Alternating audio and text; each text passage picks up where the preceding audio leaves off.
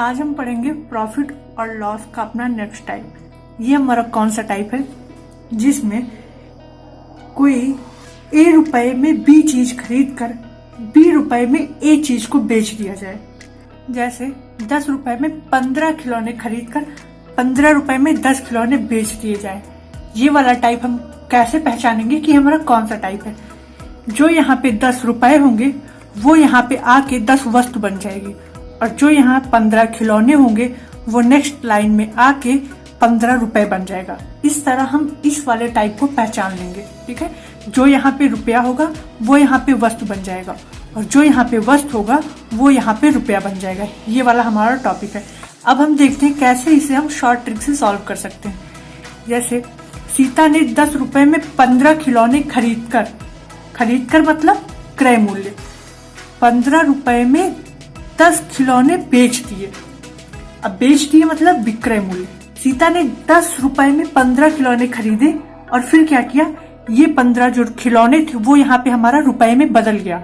फिर 15 रुपए में उसने जो 10 रुपए था वो हमारा 10 खिलौने में बदल गया। तो इस टाइप से हम अपना टॉपिक पहचान लेंगे कि हाँ ये हमारा इस वाला ये टाइप है हमारा। ठीक है, और हम अपना फार्मूला उसी के हिसाब से ट्रिक बेस्ड लगा देंगे। देखते हैं क्या होता है इसमें। तो लाभ या हानि प्रतिशत बराबर क्रय वस्तुओं की संख्या का स्क्वायर माइनस विक्रय वस्तुओं की संख्या का स्क्वायर, और बटे में विक्रय वस्तुओं की संख्या का स्क्वायर और टोटल गुणे में 100 होता है। अब देखते हैं हमारा क्रय वस्तुओं की संख्या क्या है।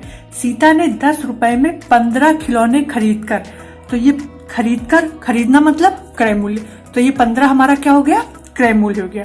15 रुपए में 10 खिलौने बेच दिए। अब बेचना मतलब विक्रय मूल्य, तो ये 10 हमारा क्या हो जाएगा, विक्रय मूल्य हो जाएगा। तो हम क्रय मूल्य की वस्तुओं की संख्या के जगह पे 15 का स्क्वायर और विक्रय मूल्य की वस्तुओं की संख्या के स्थान पे ये जो हमारा 10 खिलौने बेचे 10 का स्क्वायर, और बटे में विक्रय वस्तुओं की संख्या जो ये है 10, नीचे 10 स्क्वायर गुणे में 100 कर देंगे। फिर बराबर 15 का स्क्वायर 225 माइनस 10 का स्क्वायर 100 बटे 10 का स्क्वायर 100 और गुणे में टोटल वाला 100। ठीक, ये लिख के हम इसको सॉल्व करेंगे। अब 225 में से 100 घटाएंगे तो हमारा आएगा 125 बटे में 100 और ये गुणे में ये वाला 100।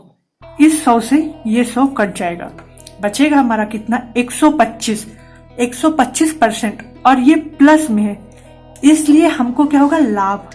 अगर ये माइनस में होता तो हमें क्या होता, हानि। ये चीज आप हमेशा याद रखिएगा। अगर प्लस में है तो होगा लाभ, अगर माइनस में है तो होगी हानि।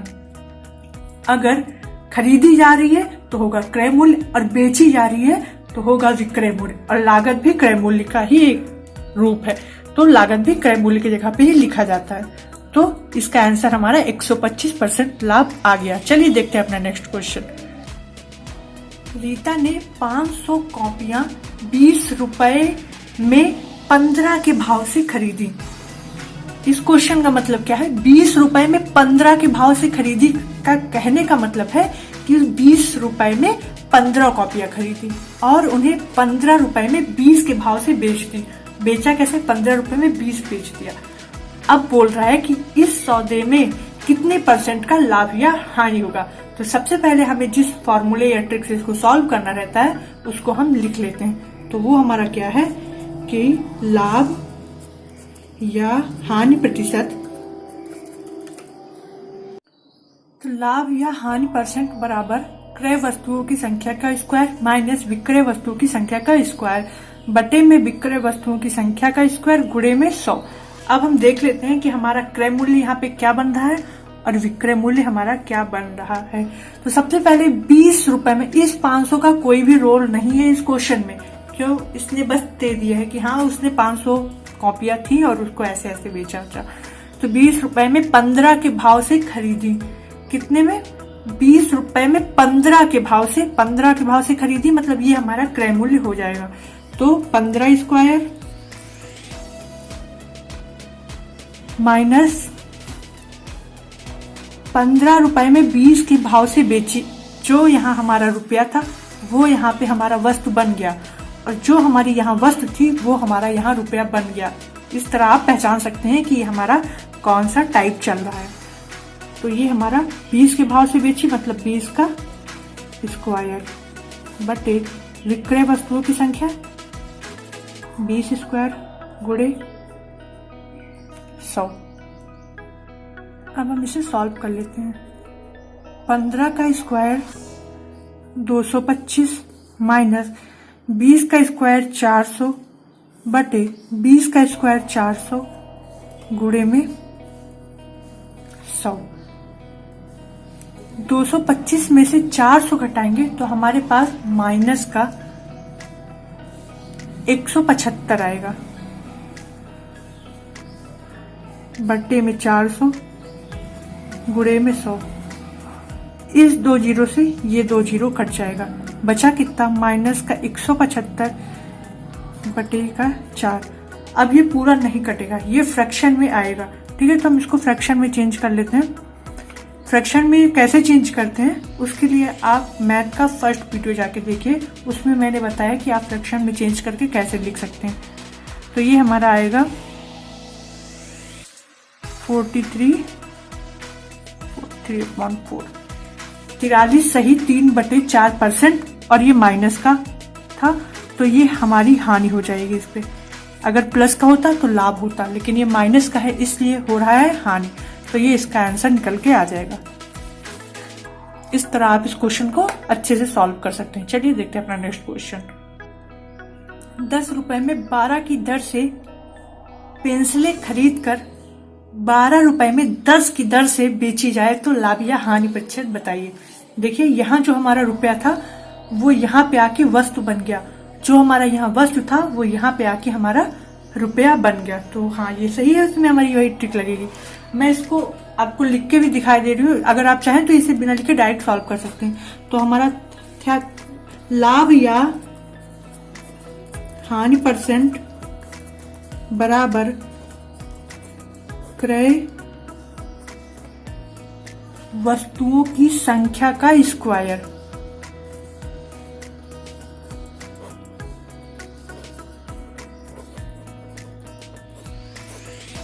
माइनस विक्रय वस्तुओं की संख्या का स्क्वायर बटे में विक्रय वस्तुओं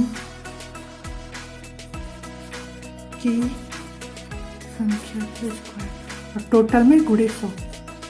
एक बात आप ध्यान रखिएगा कि वस्तुओं की संख्या का स्क्वायर करना है। ठीक है, जो ये रुपया दिया हुआ है इसका स्क्वायर नहीं कर देना है, वस्तुओं की संख्या। जैसे कि यहाँ पे क्रय वस्तु हमारी क्या थी 12 थी, इसलिए इसका क्रय मूल्य में वस्तुओं की संख्या करना है, ना कि उसका आप जो ये रेट दे रखा है उसका आप क्रय मूल्य कर दें। आपका क्वेश्चन गलत हो जाएगा। तो छोटी छोटी गलतियां ही इग्नोर करिएगा, तभी आपका क्वेश्चन सही होगा। अगर छोटी छोटी गलतियां करते रहेंगे तो आपका क्वेश्चन का आंसर सही निकल के नहीं आएगा, इसलिए ध्यान से क्वेश्चन करिएगा। तो क्रय वस्तुओं की संख्या हमारी क्या हो जाती है, यहाँ पे 12 हो जाती है, क्योंकि 12 की दर से पेंसिलें खरीदना मतलब क्रय मूल्य, 10 की दर से बेचना मतलब विक्रय मूल्य। तो क्रय वस्तुओं की संख्या हमारी क्या हो जाएगी 12 का स्क्वायर माइनस विक्रय वस्तुओं की संख्या यहाँ पे हमारी क्या हो जाएगी 10 का स्क्वायर बटे में विक्रय वस्तुओं की संख्या 10 का स्क्वायर गुणे में 100। 12 का स्क्वायर करेंगे 144, 10 का स्क्वायर करेंगे 100, 10 का स्क्वायर करेंगे तो 100 गुणे में 100। इस 100 से ये 100 कट गया, 144 में से 100 घटाएंगे तो हमारे पास बचेगा 44%, और वो भी ये प्लस में, इसलिए हमें क्या होगा लाभ होगा। अगर ये माइनस में होता तो हमें हानि होती। तो ये हमारा आंसर निकल आएगा।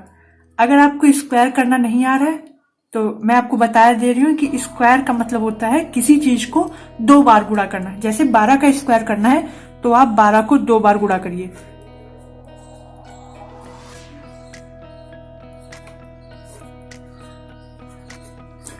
ये 144 12 का स्क्वायर हुआ, या आप सीधे अगर आपको 12 का पहाड़ा 12 बार पढ़ना आ रहा है तो वो आपका निकल आएगा।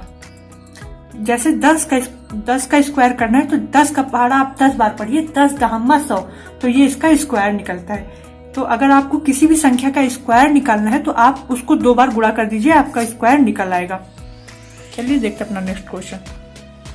एक आदमी ने 4 रुपए में 5 के भाव में संतरे खरीदे और उन्हें 5 रुपए में 4 के भाव से बेच दिया, तो इसका लाभ या हानि परसेंट बताना है। अब इस फॉर्मूले में मैं फॉर्मूला या ट्रिक नहीं लिख रही हूँ, आपको सीधे सॉल्व करके दिखा रही हूँ कि कितनी जल्दी ये क्वेश्चन हम सॉल्व कर सकते हैं अगर हमारी प्रैक्टिस हो तो एक आदमी ने 4 रुपए में 5 के भाव से संतरे खरीदे मतलब क्रय मूल्य, तो हम लोग अपनी क्रय मूल्य की जगह पे 5 का स्क्वायर लिख लेते हैं। लाभ या हानि परसेंट इक्वल टू, तो सबसे पहले क्रय मूल्य की संख्या का स्क्वायर होता था, हमने अपना 5 का स्क्वायर लिख लिया। फिर क्या है, और उन्हें 5 रुपए में 4 के भाव से बेच दिया। बेचा मतलब विक्रय मूल्य, और हम यहाँ पे अपना क्या लिखते थे, विक्रय मूल्य की वस्तुओं की संख्या, तो ये 4 का स्क्वायर कर देते हैं। बटे में नीचे क्या होता था, विक्रय मूल्य की वस्तुओं की संख्या का स्क्वायर हो गया, और गुणे में हमारा 100 होता था। अब हम इसको सॉल्व कर लेते हैं। 5 का स्क्वायर करेंगे 25 आएगा, 4 का स्क्वायर करेंगे 16 आएगा, फिर 4 का स्क्वायर करेंगे 16 आएगा, गुणे में हमारा आएगा 100। अब हम 25 में से 16 को माइनस करेंगे तो हमारा आएगा 9, तो हम लिख लेते हैं 9/16 गुणे 100। अब हम इसे सॉल्व कर लेते हैं। सबसे पहले हम 16 और 100 को काटेंगे, क्योंकि 9 और 16 नहीं कटेगा, तो 16 और 100 को काट लेते हैं। 2 से काट के देखते हैं। 2 × 16, 5 दूनी 10, 0, फिर 2 से कट जाएगा, 2 चौके 8 और 25। अब ये किसी से नहीं कटेगा, तो हम 9 गुणे 25/4। अब हम गुणा कर लेते हैं। हम 9 को 25 से गुणा करेंगे तो हमारा आएगा, करके देख ले, चलिए दिखाई दे रहे हैं। 25 9 25 45, 45 के 5 हंसी रहा है, 9 दूनी 18 और 18 में 4 जोड़ेंगे हमारा आएगा 22, तो 225 बटे में 4। अब आप इसको काटेंगे तो हमारा आंसर जो है वो आएगा दशमलव में, क्योंकि ये पूरा नहीं कट रहा है। आप इसको आप भाग करके देख लीजिएगा, मैं इसको आपका पूरा आंसर बता दे रही हूँ। 56.25% प्लस में है, इसलिए लाभ होगा। अब आप इसको भाग कर लीजिएगा, तो भाग करके आप देख लीजिएगा इसको, ये आपका 56.25% निकल के आएगा प्रॉफिट, क्योंकि ये प्लस में है, इस वजह से प्रॉफिट होगा। ये हमारा नेक्स्ट क्वेश्चन। 5 रुपए के 6 की दर से केले खरीदकर 6 रुपए के 5 की दर से बेचे जाते हैं, तो लाभ प्रतिशत या हानि प्रतिशत ज्ञात करना है इसमें। तो बिना कुछ लिखे हम सीधे अपना जल्दी से सॉल्व कर लेते हैं इसको। 6 की दर से खरीद का मतलब क्रय वस्तुओं की संख्या हो जाएगी। सबसे पहले लाभ या हानि परसेंट इक्वल टू, क्या करना है हमें, सबसे पहले क्रय वस्तुओं की संख्या का स्क्वायर करना है, तो खरीद कर, तो ये हमारा खरीद कर मतलब क्रय मूल्य हो जाएगा, माइनस 6 रुपए में 5 की दर से बेचकर। अब 5 की दर से बेच रहा है मतलब 5 हमारा विक्रय मूल्य हो जाएगा, तो यहाँ पे हम 5 का स्क्वायर कर लेते हैं बटे में, फिर अपना वही विक्रय वस्तुओं की संख्या का स्क्वायर गुणे में 100। इसको सॉल्व कर लेते हैं। 6 36, 25 बटे 25 गुणे 100। 36 में से 25 घटाएंगे तो हमारा 11 आएगा, तो हम लिख लेते हैं 11 गुणे 100 बटे 25। 25 चौको 100 और 11 चौको 44, तो ये 44% हमारा क्या आएगा, लाभ आएगा। लाभ क्यों आएगा, क्योंकि ये प्लस में है। अगर ये माइनस में होता तो हमारा हानि होता, लेकिन ये प्लस में इसलिए लाभ आ गया।